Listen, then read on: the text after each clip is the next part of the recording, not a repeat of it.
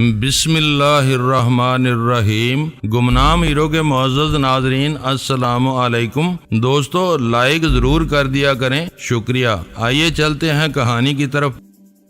تھانے دار نے نہایت حقارت سے پہلے مجھے اور پھر میٹھل شاہ کو دروازے کی طرف دھکیلا۔ ہم باہر آئے تو اندازہ ہوا ہمارا تختہ خاصے منظم انداز مٹا گیا تھا۔ وہ لڑکے اور باڈی گارڈ قسم کے گرگے جن کی بندوقیں اور پستول ہر وقت لوڈ رہتے تھے چند سپاہیوں کے گھیرے میں بے بس سے بیٹھے تھے۔ سپاہیوں کی زنگ آلود سی بندوقیں تو ان کے لیے شاید اتنی اہمیت نہیں رکھتی تھیں، لیکن وردی کی اہمیت بہرحال مسلم تھی۔ بے بسی سے زیادہ وہ کچھ تذبذب کا شکار نظر آ رہے تھے، جیسے فیصلہ نہ کر پا رہے ہوں کہ کوئی جوابی کارروائی کریں یا نہیں۔ انہوں نے سوالیہ نظروں سے میٹھل شاہ کی طرف دیکھا۔ میٹھل شاہ نے غالباً آنکھوں ہی آنکھوں میں انہیں سر تسلیم خم کیے رکھنے کا حکم دیا اور وہ انڈوں پر بیٹھی ہوئی مرغیوں کی طرح بے حس و حرکت ہی رہے۔ میٹھل شاہ کا باقی اسٹاف مثلاً منشی عبدالستار، منشی نثار احمد، شعلہ اور چاچا برکت وغیرہ کہیں نظر نہیں آ رہے تھے۔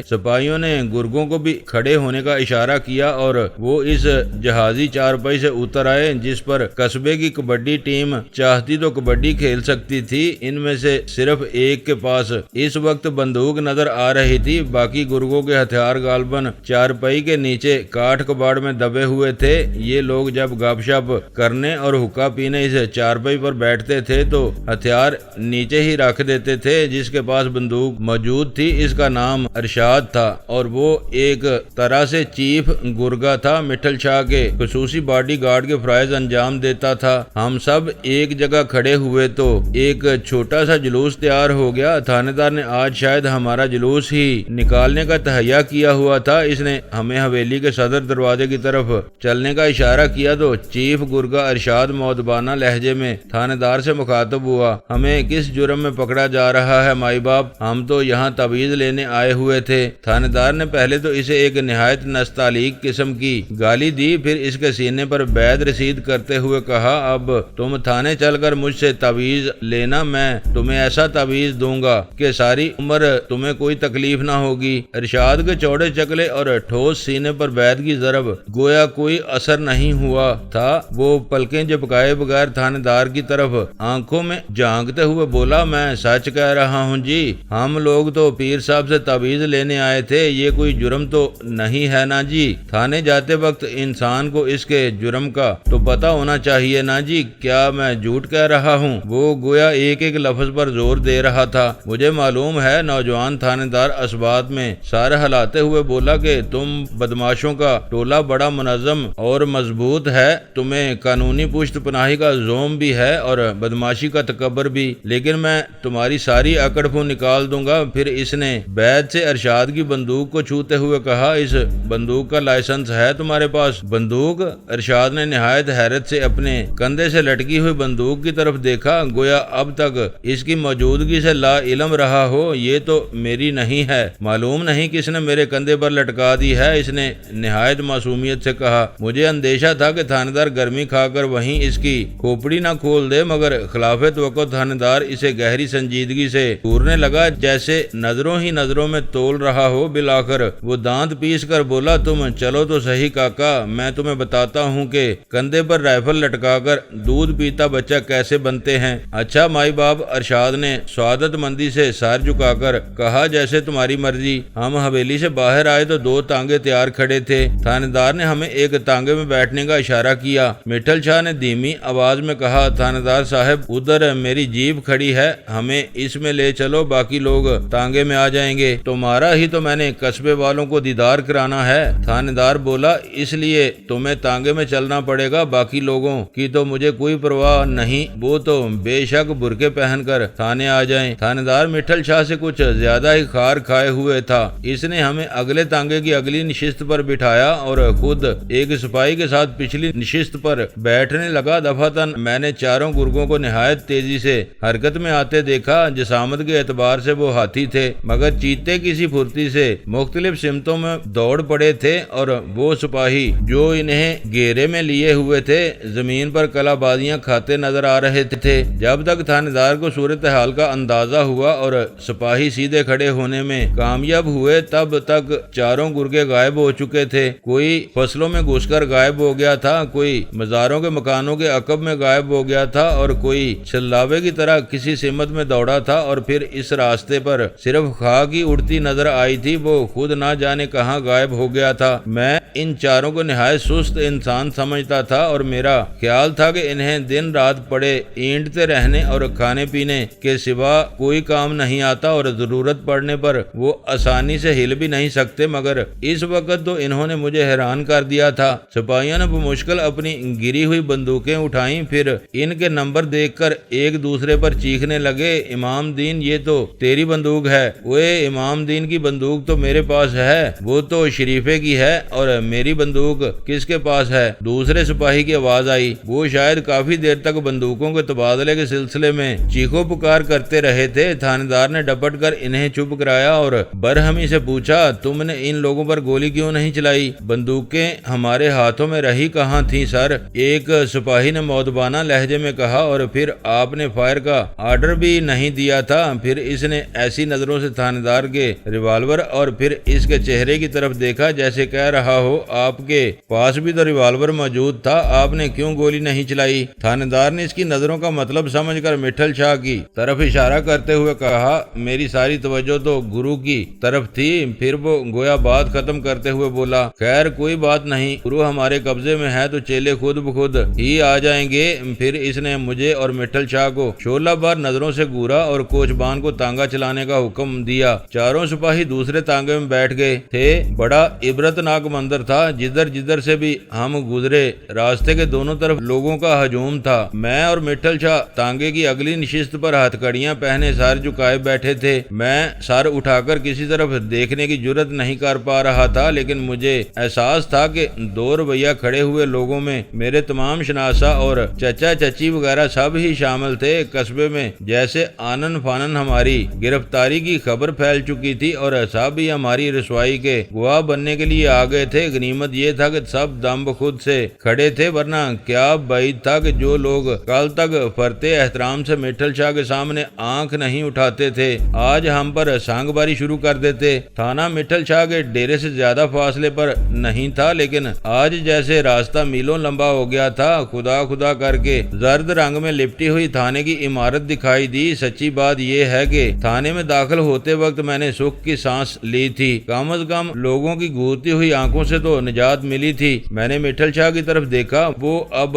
بالکل پرسکون اور پر اعتماد نظر آ رہا تھا، بلکہ شاید کسی قدر غصے میں بھی تھا۔ اس کے پتلے پتلے ہونٹوں پر کھنچاؤ تھا۔ تھانے دار نے ہمیں اندر لے جا کر اپنی میز کے قریب پڑی ہوئی بینچ پر بٹھا دیا اور خود بڑی تمکنت سے اپنی کرسی پر جا بیٹھا اور دونوں کوہنیاں میز پر ٹکا کر بیت گھماتے ہوئے یوں پر خیال نظروں سے ہماری طرف دیکھنے لگا، گویا کوئی میزبان فیصلہ نہ کر پا رہا ہو کہ مہمانوں سے کس موضوع پر گفتگو شروع کی جائے۔ اب وہ اس طرح جذباتیت میں گرفتار نظر نہیں آ رہا تھا جس طرح ہمیں گرفتار کرتے وقت تھا۔ تمام سپاہی اس کمرے سے باہر ہی رک گئے تھے۔ بالآخر مٹھل شاہ نے ہی سکوت توڑا، کیا سوچ رہے ہو ملک صاحب؟ اس نے غالباً تھانے دار کی میز پر رکھی ہوئی تختی پر اس کا نام پڑھ لیا تھا۔ پورا نام ملک محمد حیات تھا۔ میں سوچ رہا ہوں پہلے تم دونوں کو الٹا لٹکا کر چھتر لگوائے جائیں یا پہلے FIR کاٹی جائے۔ تھانے دار نے نہایت سنجیدگی اور رسانیت سے جواب دیا، دیکھو بھائی محمد حیات، مٹھل شاہ نے نہایت شیریں لہجے میں کہا، گویا تھانے دار نے چھتروں سے نہیں قورمہ اور شیر مال سے ہماری خاطر تواضع کے ارادے کا اظہار کیا ہو۔ میں کوئی لوارث اور مفلس مزارع تو ہوں نہیں، اور نہ ہی میں بس اسٹینڈ پر جیبیں کاٹنے والا کوئی معمولی جیب کترا ہوں جس پر تم اپنا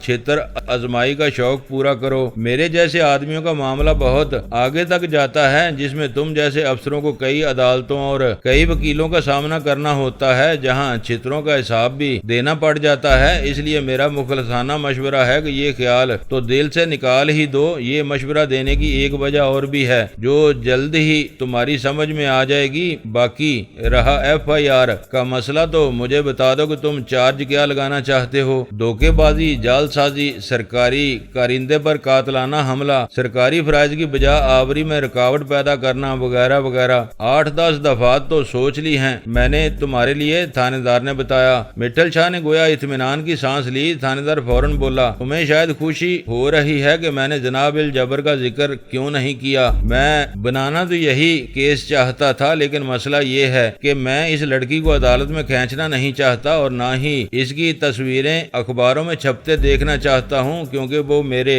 واقف کاروں کی لڑکی ہے۔ بہرحال اس کے بغیر بھی میں تمہیں ایسا سبق سکھاؤں گا کہ تم اس دندے سے توبہ کر لو گے۔ توبہ تو میں ویسے ہی کرنے کو تیار ہوں بھائی محمد حیات، مٹھل شاہ نے بڑے خلوص سے کہا، بلکہ یوں سمجھو کہ توبہ کر ہی چکا ہوں۔ اب اس علاقے میں دھندا چلنے کا امکان ہی کیا رہ گیا ہے؟ منہ دکھانے کے قابل تو چھوڑا نہیں تم نے، اس لیے اب یہ نو عمر چھوکروں والی جذباتی گفتگو تو چھوڑو۔ تمہیں بھی اچھی طرح معلوم ہے جو جرائم تم گنوا رہے ہو، انہیں اگر تم ثابت کرنے میں بھی کامیاب ہو گئے تب بھی مجھے چند مہینے سے زیادہ سزا نہیں ہوگی، اور اس سے کہیں زیادہ لمبے عرصے تک عدالتوں میں تم بھی گھسیٹو گے اور ہم بھی۔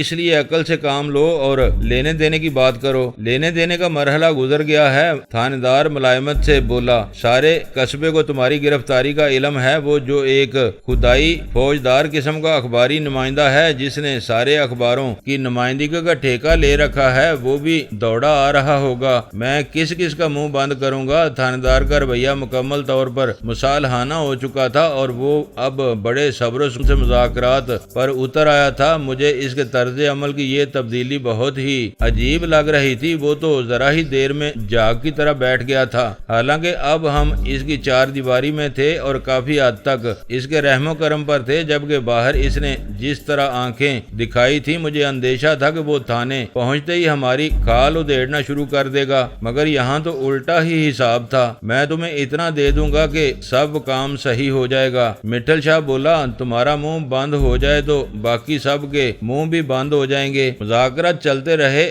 میرے معدے میں جو گرہیں سی پڑی ہوئی تھیں وہ دھیرے دھیرے کھل گئی۔ مذاکرات بالآخر کامیابی سے اختتام پذیر ہوئے۔ 50,000 پر سودا طے پا گیا، تاہم تھانے دار نے 2 شرطیں رکھی۔ پہلی یہ کہ ایک رات ہمیں بہرحال حوالات میں رہنا پڑے گا، اللہ صبح وہ ہمیں چھوڑ دے گا تاکہ تاثر جو پیدا ہو کے ہم ضمانت پر رہا ہوئے ہیں۔ دوسری شرط یہ تھی کہ مٹھل شاہ آئندہ اس علاقے میں صورت نہیں دکھائے گا، کم از کم اس وقت تک کہیں گوشہ نشین رہے گا جب تک تھانے دار کا تبادلہ نہیں ہو جاتا۔ یہ شرط رکھنے کی تو ضرورت ہی نہیں، مٹھل شاہ تھکن امیز لہجے میں بولا، میں تو پہلے ہی کہہ چکا ہوں کہ ہم شکل دکھانے کے قابل ہی کب رہے ہیں۔ پھر اس نے تھانے دار کی اجازت سے ایک سپاہی کو ڈیرے پر بھجوایا کہ جا کر کسی کو بھی پیغام دے آئے کہ صبح سے پہلے مطلوبہ رقم تھانے پہنچا دی جائے۔ اس کے بعد تھانے دار نے عذرائے کرم ہمیں حوالات کے بجائے اوپر ایک کمرے میں بھجوا دیا جہاں 2 بستر لگے ہوئے تھے اور ٹرنک وغیرہ بھی پڑا ہوا تھا، شاید وہاں کوئی پولیس والا ہی رہتا تھا۔ مٹھل شاہ بہت اداس نظر آ رہا تھا۔ میں نے تخلیہ میسر آنے کے باوجود اس سے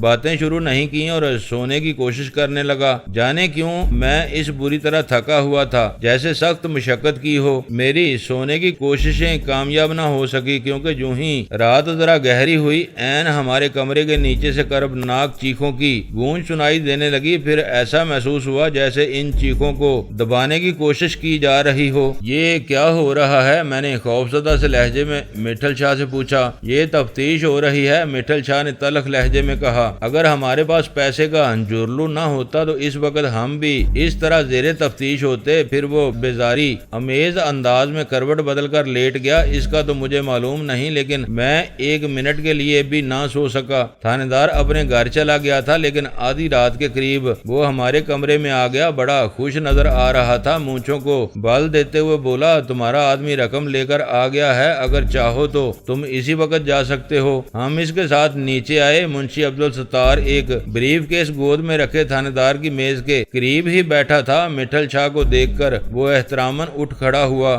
آپ کو کوئی تکلیف تو نہیں ہوئی سرکار؟ اس نے مؤدبانہ لہجے میں پوچھا، پھر جواب کا انتظار کیے بغیر بولا، میں ذرا وکیل صاحب کو اطلاع کرنے شہر چلا گیا تھا۔ انہوں نے صبح حبس بے جا کی درخواست دائر کرنے کی تمام تیاریاں مکمل کر لی تھیں، لیکن وہیں مجھے رقم کی بابت پیغام ملا۔ اچھا ہی ہوا یہ سارا معاملہ خوش اسلوبی سے طے پا گیا۔ کام تو دوسری طرح بھی ہو ہی جاتا، لیکن ہمارے سامنے مسئلہ یہ تھا کہ آپ کو ذرا سی بھی تکلیف نہ ہو۔ باہر بہرحال جو ہوا سو ٹھیک ہوا۔ وہ مٹھل شاہ نے بیزاری امیز لہجے میں کہا، رقم ملک صاحب کے حوالے کرو تاکہ ہم گھر چلیں، نیند سے آنکھیں بند ہوئی جا رہی ہیں۔ ملک محمد حیات صاحب نے نہایت شریفانہ انداز میں رقم وصول کر کے فوراً ہی ایک سپاہی کے ہاتھ کہیں بھجوا دی اور ہم ان سے ہاتھ ملا کر یوں باہر آ گئے گویا چند شرفا کسی کاروباری معاہدے پر عمل درآمد کے بعد رخصت ہو رہے ہوں۔ زیر تفتیش ملزموں کی دبی دبی آوازیں اب بھی سنائی دے رہی تھیں۔ میں اس وقت تک آسودگی کی سانس نہیں لے سکا جب تک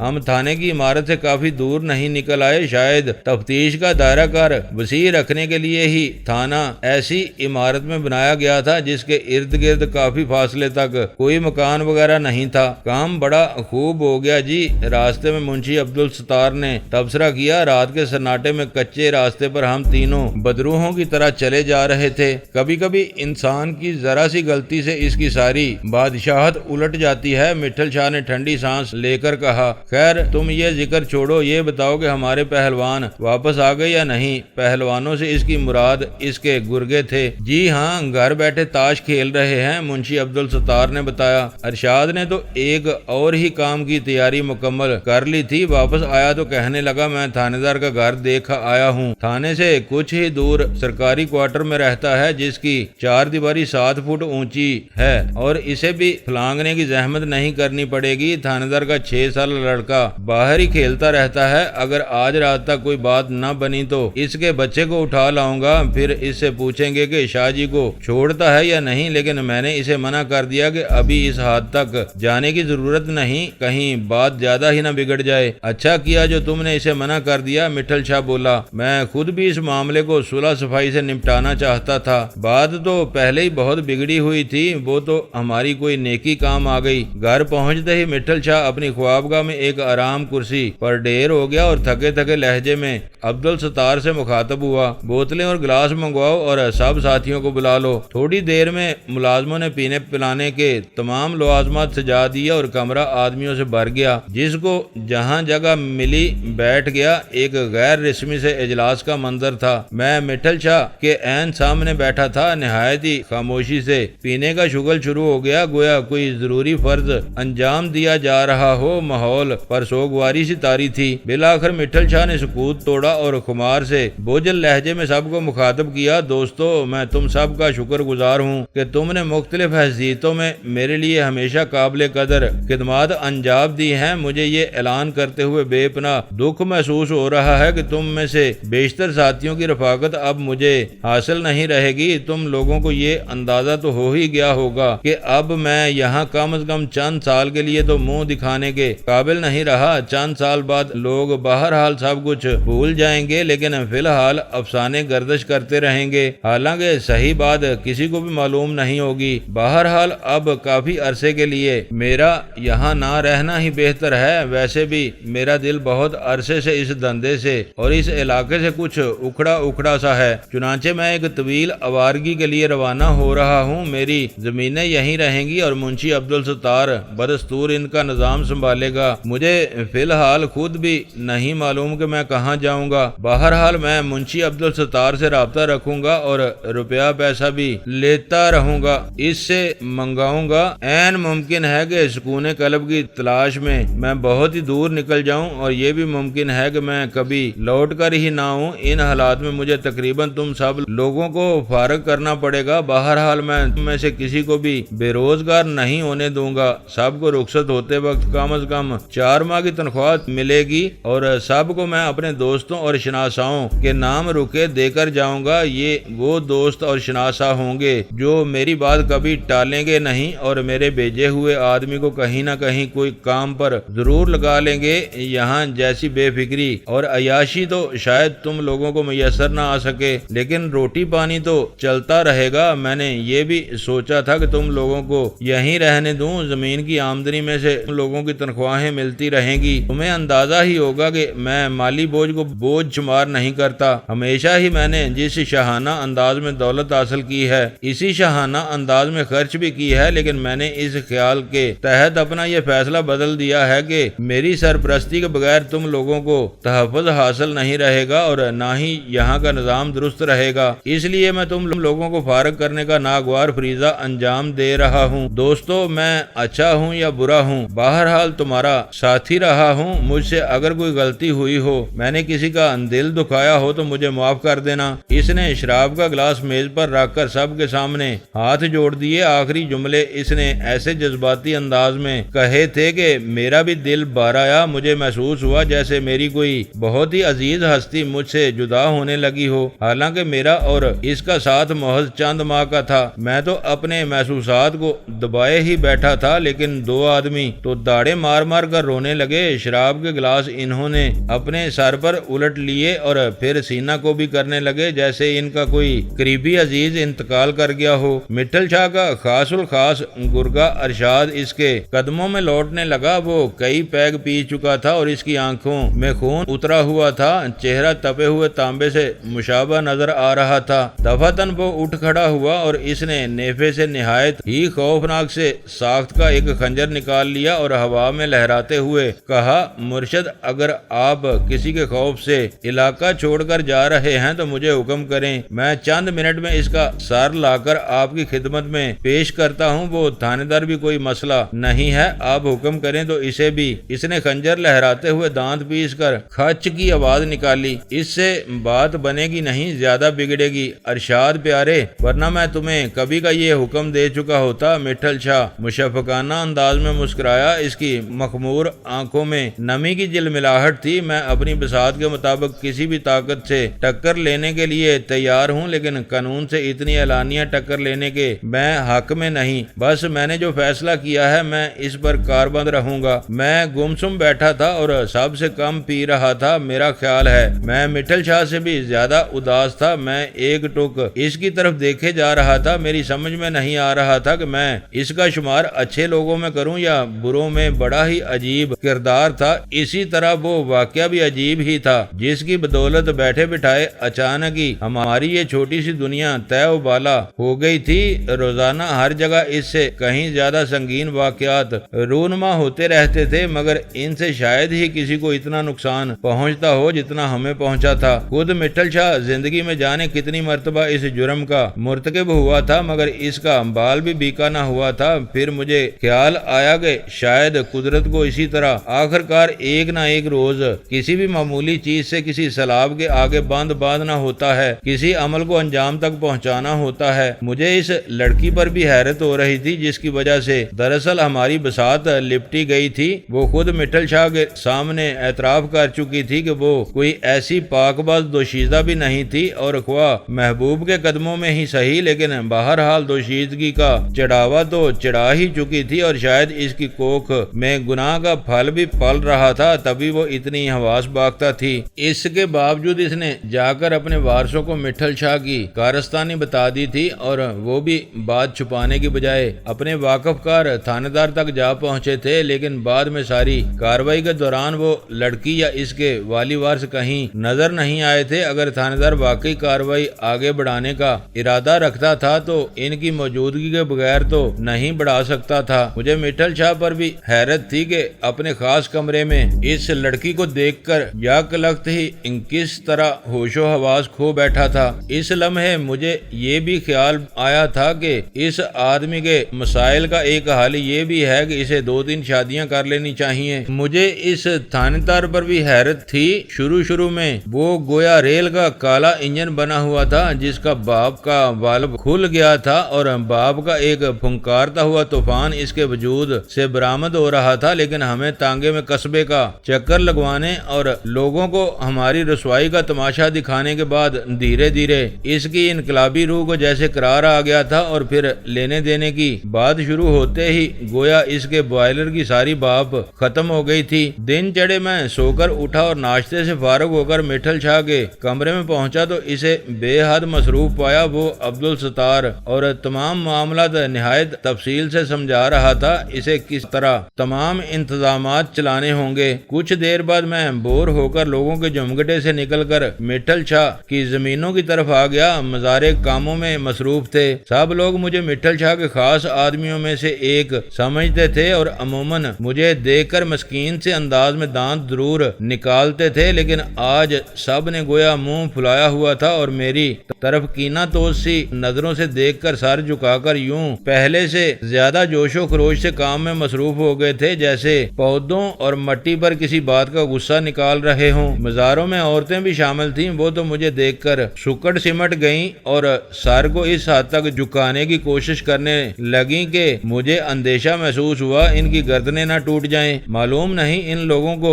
میری اور مٹھل شاہ کی گرفتاری کا پس منظر کس حد تک معلوم تھا، کسی اصل واقف حال نے انہیں بتایا تھا یا نہیں۔ بہرحال ان کا غصہ ایک طرح سے مجبور غصہ تھا، جس پر انہیں غصہ آ رہا تھا اس کی زمینوں پر کام بھی جاری رکھے ہوئے تھے۔ مجبوری جو ٹھہری، میں نے بھی اپنی صفائی پیش کرنے کی کوشش نہیں کی۔ معلوم نہیں مجھے اب یہاں رہنا بھی تھا یا نہیں، اور معلوم نہیں ان کی سست رفتار کھوپڑیاں میری بات کو قبول بھی کرتی یا نہیں۔ میں نے ان میں سے کسی سے بات کرنے کی کوشش نہیں کی اور ٹہلتا ٹہلتا واپس چل دیا۔ دوبارہ ڈیرے کے قریب سے گزرتا ہوا میں اس پلیا تک جا پہنچا جس کے ایک سرے پر گویا میرا بچپن تھا اور دوسرے سرے پر جوانی۔ یہ پلیا ان دونوں کناروں کو ملائے ہوئے تھی۔ سورج زرد ہو چلا تھا اور کندنی دھوپ میں نالے کا گدلا پانی بھی سیال سونے کی طرح چمک رہا تھا، اور میں اس آئینے میں گزرے ہوئے ایام کا دھندلا دھندلا سا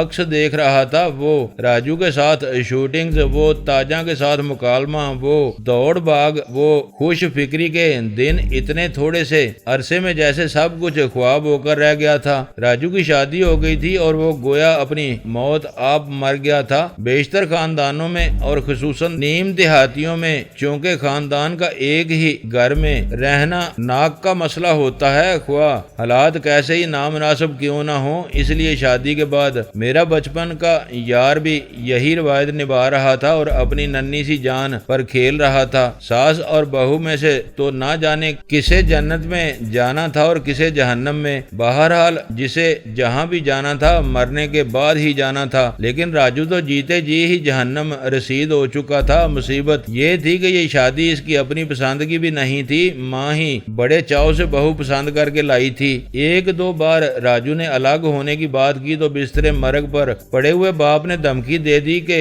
وہ خون کی ندیاں بہا دے گا، اگر اس میں ناکام رہا تو خودکشی کر لے گا، اور اگر اس میں بھی ناکام رہا تو راجو کو آگ کر دے گا اور قیامت کے روز اس کا گریبان پکڑے گا۔ خلاصہ اس کی گفتگو کا یہ تھا کہ اس کی زندگی میں راجو الگ نہیں ہو سکتا۔ چند دن پہلے ہی راجو مجھے موچے کے چائے خانے میں ایک نیم تاریخ سے گوشے میں بیٹھا ملا تھا۔ اس وقت چائے خانے میں ہم دونوں کے سوا کوئی گاہک نہیں تھا۔ اس کے سامنے اسپیشل چائے کے برتن سجے ہوئے تھے۔ میں اس کے سامنے جا کر بیٹھا تو وہ اچھل پڑا جیسے اس کا لنگوٹیا نہیں بلکہ ساس سامنے آ بیٹھی ہو۔ نیم تاریکی میں آنکھیں پھاڑ پھاڑ کر مجھے دیکھنے کے بعد اس نے اطمینان کی سانس لی۔ اس کا شیب بڑا ہوا تھا اور آنکھیں اس الو کی آنکھوں سے مشابہ نظر آ رہی تھیں جسے کافی عرصے سے آشوب چشم کی شکایت چلی آ رہی ہو۔ کسی قسم کی رسمی گفتگو کے بغیر اس نے قمیض کے نیچے ہاتھ ڈالا اور نہ جانے کہاں سے دیسی وہسکی کا ایک پوا نکالا۔ ایک کپ اس نے اپنے لیے اور ایک میرے لیے بھرا، لیکن میں نے نفی میں سارا ہلاتے ہوئے کہا، شکریہ پیارے، یہ تم ہی پیو، ہم تو آج کل ولایتی پیتے ہیں۔ اس نے پرخیال انداز میں سرخ سرخ آنکھوں سے مجھے گورتے ہوئے ہنکارا بھرا۔ آج کل بڑی اونچی ہواؤں میں ہو؟ وہ تو مجھے معلوم نہیں۔ میں نے کہا، تم بتاؤ کہ اتنی نیچی ہواؤں میں پرواز کرنے کی تمہیں کیا ضرورت پیش آ گئی ہے؟ ابھی تو تمہاری شادی کو 8-9 ماہ ہی ہوئے ہیں۔ 8-9 ماہ؟ اس نے حیرت سے دہرایا۔ مجھے تو یوں لگتا ہے جیسے 8-9 صدیاں گزر چکی ہیں۔ مجھے اس عذاب میں گرفتار ہوئے اس کی آنکھوں سے آنسو ٹپ ٹپ وہسکی کے کپ میں گرنے لگے۔ میں نے اس سے پوچھا، یہ تم نے شراب کیوں پینی شروع کر دی؟ اس سے کیا تمہارے مصائب میں کمی ہو جائے گی؟ معلوم نہیں، وہ سادگی سے بولا، میں تو غم بلانے کے لیے پیتا ہوں۔ یہ مکالمہ ہم شوٹنگوں میں بھی کئی مرتبہ استعمال کر چکے تھے۔ دوستو ویڈیو کو لائک ضرور کر دیا کریں۔ ISI پاک آرمی زندہ باد، پاکستان پائندہ باد۔ معزز ناظرین، اپنا